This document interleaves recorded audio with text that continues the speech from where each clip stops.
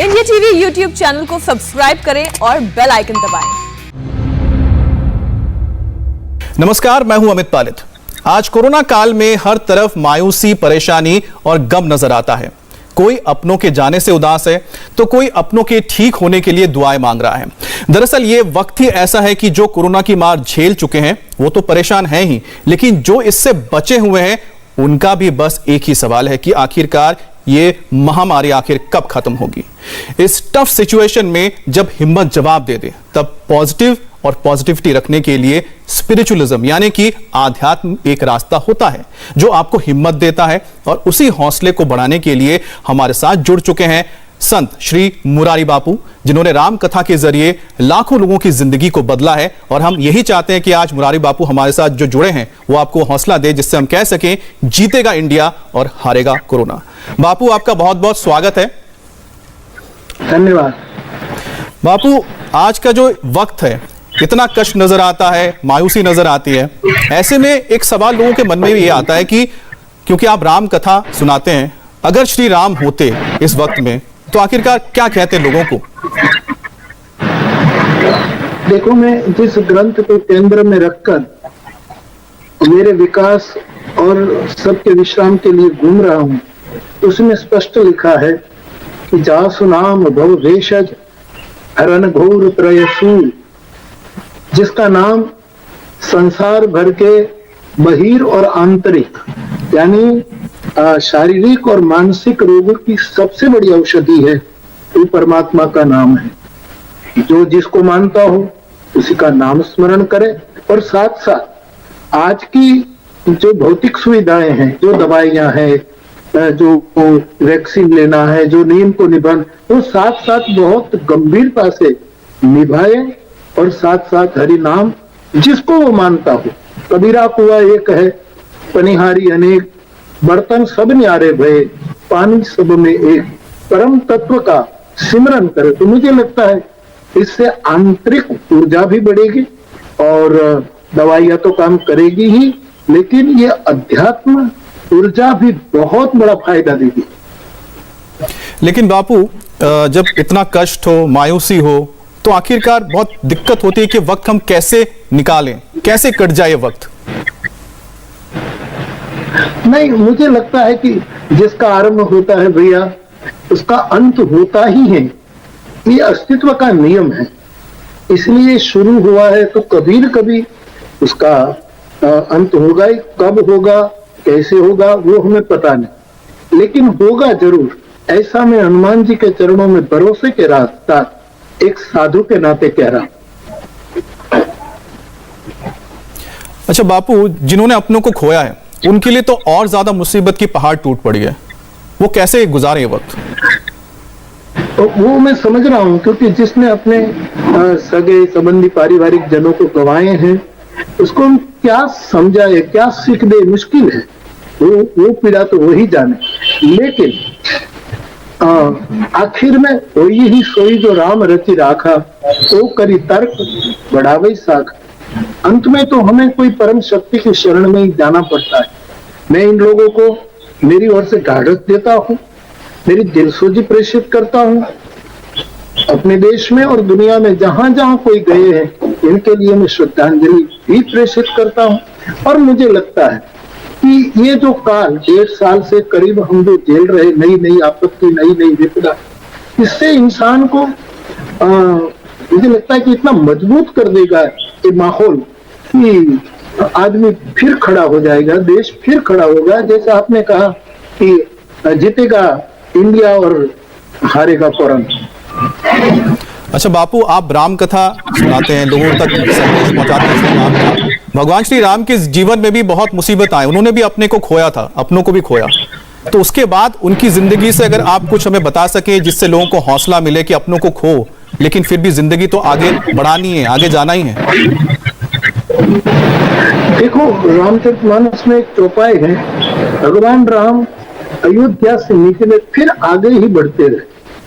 आगे राम आगे चले बहुरी रघुराई, वो एक सर्वकालिक संदेश है कि व्यक्ति को निरंतर आगे बढ़ना चाहिए, जितना वो बढ़ सके। लेकिन एक ही उपाय अतीत का अनुसंधान करने से हमारी ऊर्जा कम होती है, भविष्य की चिंता करने से भी ऊर्जा कम होती है। वर्तमान में हम आगे आगे कदम बढ़ाए। और वेद का एक मंत्र है, संगच्छध्वम संवदध्वम।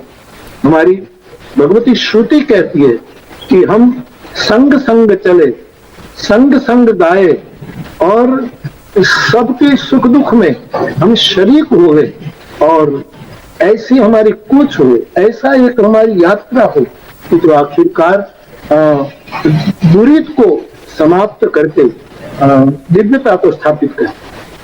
जी। अच्छा बापू, राम और राम का जीवन यानी श्री राम और श्री राम का जीवन, उसमें बहुत सारी चीजें देखने को मिलती है। अगर मैं अभी के काल से जोड़ूं, कई लोग हैं जिनके अपने हैं, बीमार हैं, अस्पताल में हैं, उनके लिए लोग दुआएं मांग रहे हैं। तो रामायण में भी देखने को मिलता है कि जब मूर्छित हो जाते हैं लक्ष्मण, तो उसके बाद राम उन्हें जिस तरह से संभालते हैं, उस वक्त में जिस तरह से वो उनकी देखभाल करते हैं, उसको अगर आप लोगों तक पहुंचाएं कि इस वक्त लोग किस तरह से भगवान श्री राम की तरह हौसला रखें ताकि उनके जो अपने हैं वो वापस लौट के घर आए अस्पताल से, तो राम कथा से आप क्या कहेंगे? जी, रण मैदान में लक्ष्मण जी मूर्छित हुए, तो राम यदि ब्रह्म है, परमात्मा है, तो त्रिभुवन को मारकर एक क्षण में त्रिभुवन को जीवित कर सकते हैं। लेकिन भगवान ने जगत को दिखाया कि ये चमत्कार नहीं करना है। ऐसे समय में वैद्य की जरूरत है और वैदिकीय विद्या जिसके पास है उसका भी सदुपयोग होना चाहिए। इसलिए परमात्मा ने वैद्य को बुलाया, औषधि को पूछा और हनुमान जी को इस औषधि को लेने के लिए बहुत दूर तक भेजा। पर ये औषधि के माध्यम से लक्ष्मण पुनः सजीवन हुए। ये एक बहुत बड़ा मैसेज है कि राम कार्य के साथ, राम नाम के साथ राम काम भी होना चाहिए। केवल नाम ले ये व्यक्तिगत वस्तु है, पूरे समाज के उत्थान के लिए नाम और काम का जुगपथ निर्वाह होना। भगवान संवेदनशील नहीं, ऐसे नहीं। पूरी रात्रि लक्ष्मण जी को अपनी गोद में रख करके मूर्छित लक्ष्मण के लिए वो रोते रहे, लेकिन धैर्य नहीं गंवाया और इस धैर्य के कारण सूर्योदय होते ही संजीवनी आई, उपचार हुआ और लक्ष्मण जी पुनः जागरूक हो गए। तो बापू, हम भी उम्मीद रखें कि जिस तरह से आजकल लोग वैक्सीन का इंतजार कर रहे हैं, दवाइयों का इंतजार कर रहे हैं अपनों के लिए, तो वो सुबह आएगी जब सबके पास ये संजीवनी होगा।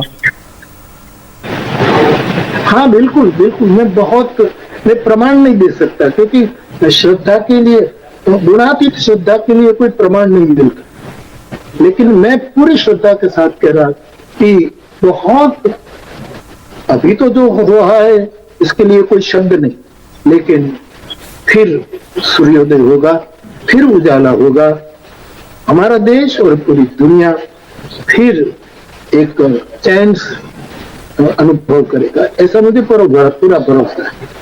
अच्छा बापू, जाते जाते अगर आप कुछ भी कहना चाहते हैं अपनी तरफ से, कोई राम कथा के आप जो बताते हैं चीजें, उसमें से कुछ जोड़ना चाहते हैं दर्शकों के लिए, तो आप कहिए। मैं आखिर में भगवान बुद्ध के साथ जुड़ी हुई एक छोटी सी बात कहकर आपसे विदा लूंगा। जंगल में एक हिरण के पीछे एक शिकारी पड़ा है और उसने तीर मार दिया और हिरण घायल होकर गिर गए। अब भगवान बुद्ध और उसके शिष्य सब दौड़ाए, क्या हुआ, किसने मारा, क्या हुआ, कितना खून। बुद्ध ने बहुत सुंदर जवाब दिया कि किस आदमी ने तीर मारा, तो छिपा था कि प्रकट था, कितनी दूरी पर था, उसने क्यों ये शिकार किया, और हिरण के बॉडी में, हिरण के शरीर में कितना गहरा गया है, खून कितना बहा है, हिरण मूर्छित है कि नहीं मूर्छित है, ये जो शिकारी था उसका कोई जन्म का ये हिरण शत्रु था, तो वो कहाँ छिप गया, कि निकल गया, कि निशाना चुप गया, ऐसी कोई चर्चा की जरूरत बिना भगवान बुद्ध एक बहुत बड़ा सर्वकालिक बात कहते हैं कि पहला काम ये है कि हिरण के शरीर से तीर निकालो और रक्त जो बह रहा है उसको बंद करो, औषधि लगा दो, फिर अस्तित्व अपना काम। मुझे लगता है हम सब आज एक बन करके और नेक बन करके ये जो हमारे पर आपदा आई पूरी दुनिया पर, उसका तमोगुण के साथ नहीं, सत्व गुण के साथ उसका हम मुकाबला करें। मुझे लगता है सर्वे भवन्तु सुखिनः, सर्वे सन्तु निरामयाः। आप सबको, आप सबके दर्शकों को और सभी श्रोताओं को इस मेरे तलगा जड़ा की भूमि से सबको मेरा प्रणाम। जय श्री राम। प्रणाम बापू। नमस्ते, मैं हूं मीनाक्षी जोशी। वीडियो और खबरों से अपडेट रहने के लिए India TV YouTube channel subscribe करें, बेल आइकन दबाना ना भूलें। जुड़े रहें इंडिया टीवी के साथ।